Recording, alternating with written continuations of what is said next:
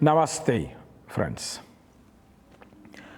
Welcome to this third episode of a series of 5 where we are exploring very compelling arguments on why we should be a vegetarian. The third reason that I would like to give you is what we call karmic consequence. So in Vedic philosophy as well as in many traditional systems, there is this great idea that the concept of karma. That means whatever we are doing, that's what will come back. So we all have a karmic responsibility in this life. So when you look at how we are engaging in the karma of taking an animal life and consuming that, in a way, we are essentially condoning a murder or a violence.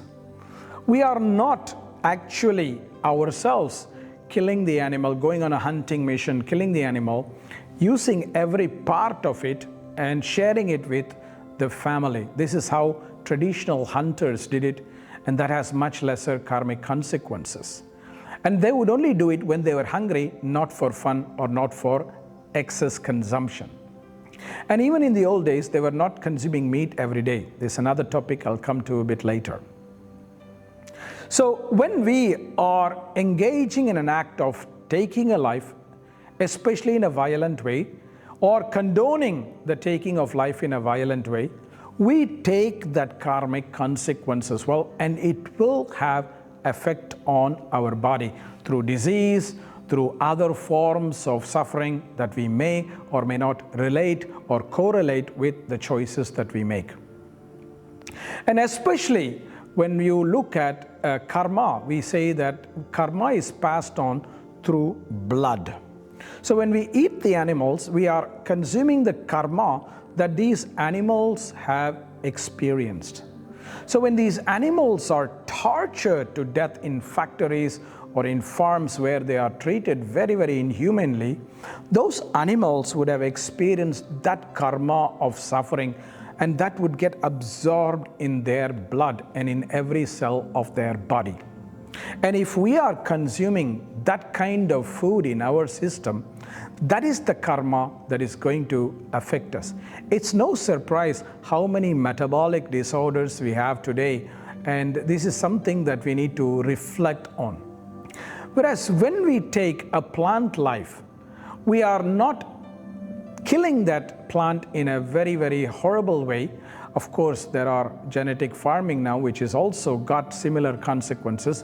But in general, we are not taking life away. We are supporting a regenerative type of growth, and therefore the karmic consequences are much lower, perhaps much better. So this is another very compelling argument that traditional traditions which came from India, which came from the East, as well as which comes from other traditions of the world, other parts of the world, were strongly using this idea of what we call karmic consequences. And this is another fascinating reason why we need to engage in this. And many of us who are in the field of yoga know that even Patanjali talks about karma and the consequences, and therefore we must not be ignorant that any action we do is devoid of consequences. So please, my dear friends, reflect on this very carefully about the karmic inheritance, the karmic burden that you will inherit if you are consuming a diet that is violently taking lives of animals, treated in a very bad way, and when compared to the other side where you are consuming a plant-based diet that is of much lighter burden, karmic burden. So please reflect about this and come to your own conclusions, my dear friends, and make the choices that works for you. But remember, whatever choice you make, there are karmic consequences for it. All right? Namaste.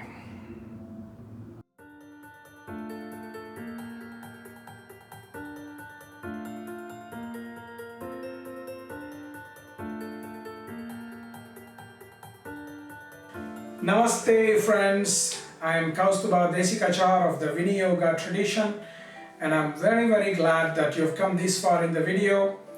If you have come this far, it means you really like and appreciate our videos, and let us know how you feel about it through comments below.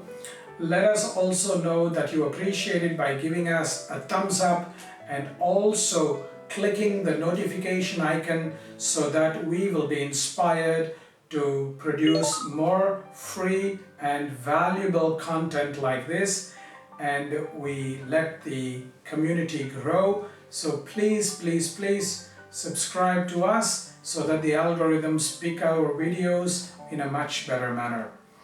And thank you for sharing these videos through your social networks so that it reaches as many people as possible. This is the best way we can do to share nice content with our close friends and our students and other people who we care about. And be safe and be happy and be healthy as we are going through very difficult times, but let us remain connected to our heart with hope and Shraddha. Namaste.